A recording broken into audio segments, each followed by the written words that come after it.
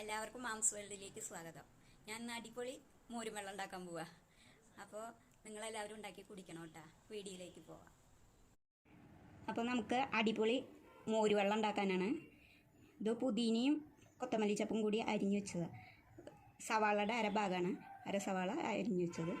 പിന്നെ നാരങ്ങയുടെ ഇല ഒരു 4 എണ്ണം, പിന്നെ കറിവേപ്പില ഒരു അല്ലി, പിന്നെ ഒരു ചെറിയ ടീസ്പൂണ് ജീരകം, ഒരു 2 പീസ് ഇഞ്ചി. നല്ല എരിവുണ്ട് കേട്ടോ ഈ ഇഞ്ചി, അതുകൊണ്ട് പച്ചമുളക് ചേർക്കണില്ല.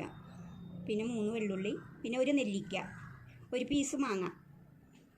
ഇത്രയും കൂടി നമുക്ക് നല്ലോണം അരച്ചിട്ട് തൈരും ചേർത്ത് അരയ്ക്കുക. നല്ല പോലെ അരച്ചിട്ട് നമുക്ക് കലക്കാം, വെള്ളത്തിൽ കലക്കിയിട്ട് കുടിക്കാം.